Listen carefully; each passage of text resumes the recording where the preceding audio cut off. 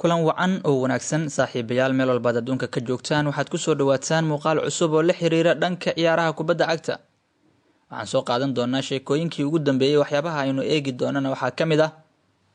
Liverpool oo shaacisay magacyada 7 ciyaartooy oo ka tagaya kooxda. Weeraryahankii Arsenal ee Alexander Lacazette oo isaga tagay garoonka Emirates kuna biiray koox cusub. Manchester United oo dalabkii koowaad ka gudbisay Frankie de Jong iyo faahfaahin la xiriirta arrintaas. Chelsea oo 4 ciyaaryahan oo uu ku jiro Robert Lewandowski ka dhigatay doorkeeda weerarka. 4taas ciyaaryahan oo ay la soo wareegayaan ayaan sidoo kale eegi doonaa.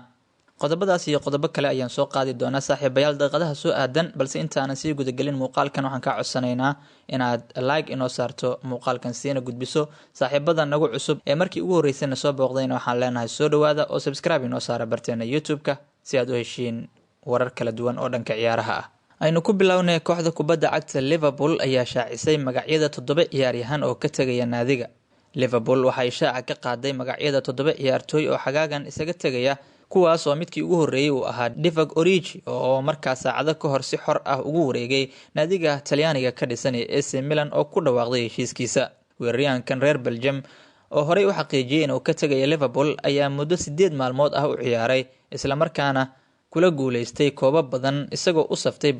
175 kulan dhammaan tartamada kala duwan, waxaana uu Reds u dhaliyay 41 gool. Waxaa lagu xusuusan doonaa goolashii uu ka dhaliyay Barcelona ee Liverpool u horseeday inay ku guuleystaan Champions League. Liverpool oo war-saxaafadeed soo saartay ayaa sheegtay in ay ka tagayaan 6 ciyaaryahan oo kale oo marka uu ku jiro goolhayaha la yiraahdo Luis Suarez oo dibad joog ka ahaa kooxda tan iyo markii ugu dambeysay oo uu ciyaaray finalkii Champions League 2018 isla markaana amaahiyo markaa loogu dirayay kooxa kale. Luis Suarez oo July 2016 Liverpool ay lacag gaaraysa 4.7 milyan oo geni kaga soo iibsatay kooxda Jarmalka ah ee Mainz ayaa waxa uu si xor ah uga bixi doonaa naadiga, lamana sheegin halka uu ku sii jeedo iyo kooxaha suuragalka ah ee markaa uu ciyaari doono. Saddexda ciyaartooy ee kale ee qaarkood la rumaysnaa in ay mustaqbalka sii joogi doonaan Liverpool ee kala ah Ben Woodburn, Shay Ojo iyo sidoo kale Elijah Dixon-Pona ayaa iyaguna la xaqiijiyay inay xagaagan isaga tagayaan Liverpool. Woodburn oo isagu 22 sano jir ah ayaa xilli ciyaareedkii hore waxa uu amaah kula joogay kooxda reer Scotland ee Hearts kadib markii uu boos ka waayay Liverpool, waxaana ilaa iyo hadda uu ku suntan yahay ciyaaryahankii ugu da'da yaraa ee Liverpool gool u dhaliya, waxaana rikoorkaas loo diiwaan geliyay bishii November ee 2016 markii uu gool ka dhaliyay kulan ka tirsanaa League Cup-ka. Goolkaasna uu ugu shubay naadiga Leeds, waqtigaas oo Jurgen Klopp uu dheelsiiyay xidigaas 11 kulan.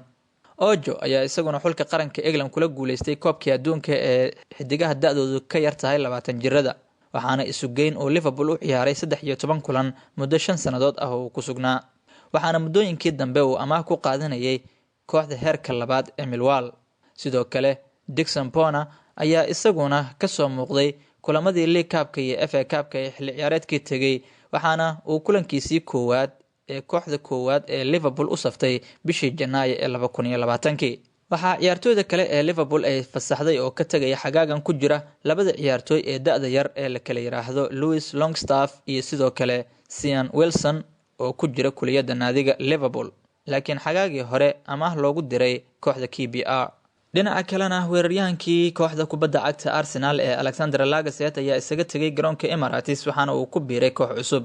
Alexander Lacazette oo xagaagan uu dhacay heshiiskii uu ku joogay garoonka Emirates ayaa xilli horeba mustaqbalkiisa xaliyay isagoo koox cusub markaa yeeshay. Lacazette ayaa muddo 5 sano ah oo uu joogay kooxda London ka dhisan ee Arsenal ku laabtay isla kooxdiisii hore ee Lyon oo markii horeba heshiis 47 milyan oo ganiga sterling ah uu kaga soo dhaqaaqay. Lyon ayaa ah koox aad ugu weyn qalbiga Lacazette oo markii horeba isagoo 12 sano jir ah uu ku soo biiray sanadkii 2003. Arsenal ayaana waxay ahayd kooxda kaliya ee uu ciyaaray Laka kadib markii Lyon uu ka soo tagay, waxaana jiray dareen uu dib ugu laabanayo kooxdiisii hore ee Lyon maadaama uu tababar la qaadanayay tan iyo markii uu go'aansaday inuu soo afmeero waqtigiisii Gunners. Lacazette ayaa ah xidiga afraad ee ugu goolasha badan taariikhda Lyon isagoo 129 gool u dhaliyay kadib 275 kulan oo uu soo ciyaaray kooxdaasi Lyon, waxaana uu ka dambeeyaa halyeeyada kale ah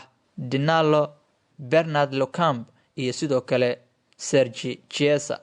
heshiiska 31 sano jirkaasi uu ugu laabtay kooxda Lyon ayaa ah mid 3 sano ah isagoo mar kale dib u bilaabi doona waayihiisa horyaalka Ligue A wadanka Faransiiska.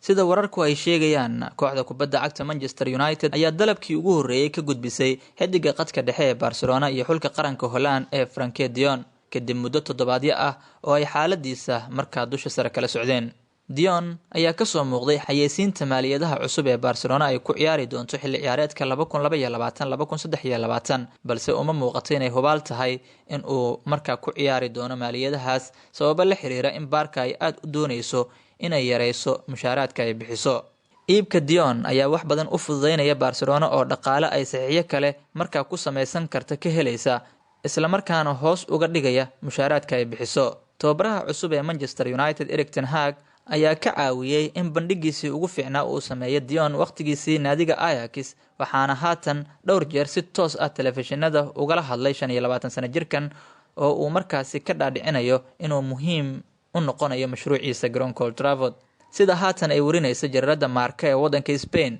Manchester United ayaa dalab dhan 51 milyan oo ganiga sterling ka gudbisay De Jong, isla markaana ay garab socdaan 17 milyan oo gani oo markaa ku xirnaan doonta shuruudo kala duwan. Barcelona ayaa horey saxiixa De Jong uga soo bixisay 75 milyan oo euro, balse Manchester United oo ka warqabtay inay haatan iyagu u baahan yihiin ayaan doonayn inay qiimahaasi u gaarto. jaridda Marca waxay intaa ku dareysaa in Barca ay si diiran u soo dhaweysay dalabkaasi oo ay markaa ka fikirayso. xitaa haddii Blaugrana ay dalabkaasi aqbasho, ayaa loo baahnaan doonaa in Frenkie de Jong lagu qanciyo in uu ka dego garoonka Old Trafford. dhinaca kalena kooxda kubadda cagta Chelsea, haddii aan eegno dhankeeda, Chelsea waxaa markaasi la soo warinayaa in ay bartilmaameed ka dhiganayso 4 weeraryahan oo midkood ay doonayso inay geyso garoonka Stamford Bridge ee galbeedka magaalada London. Blue waxay ka warhaysaa in Romelu Lukaku uu ka tagayo suuqa xagaagan, waxaana diiwaankeeda ay ku darsatay Robert Lewandowski oo ay ku lamaan yihiin ilaa 3 weeraryahan oo kale.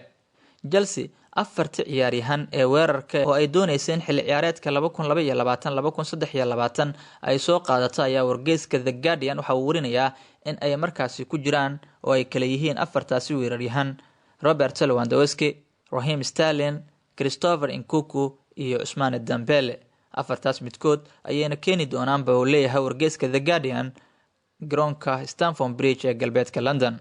Romelu Lukaku ayaa xagaagii hore lacag rikoorka kooxda ah oo dhan 97.5 milyan oo gani markaasi kula soo saxiixatay, laakiin waxa ay ku qancin waayeen in uu sii joogo Stamford Bridge kadib 1 sano oo kooxdaasi ku qaatay, iyadoo lala xiriirinayo haatan in uu markaasi tagi doono dibna ugu laaban doono kooxda Inter Milan ee wadanka Talyaaniga. isla wararka kale ee Chelsea haddii aan sii eegnana, daafaca kooxda Chelsea ninka la yiraahdo Thiago Silva ayaa la soo warinayaa in uu like saaray bog Instagram oo la soo dhigay wararka Gabriel Jesus la xiriirinaya garoonka Stamford Bridge. daafacan Brazilianka ee dhexe ayaa markaasi like saaray baraha xiriirka bulshada ee markaa ka faalooda ciyaaraha, gaar ahaan Instagram-ka oo markaa la soo dhigay xidiga ay isku xulka yihiin ee Gabriel Jesus in uu markaa ku soo jeedo garoonka Stamford Bridge. warsidaha la yiraahdo cfc.blue.flag ama si kale haddii loo dhigo Chelsea FC.blue.flag ayaa markaa Instagram-kaasi waxaa lagu soo daabacay sawirka Gabriel Jesus oo markaa lala xiriirinayo kooxda kubadda cagta Chelsea, laakiin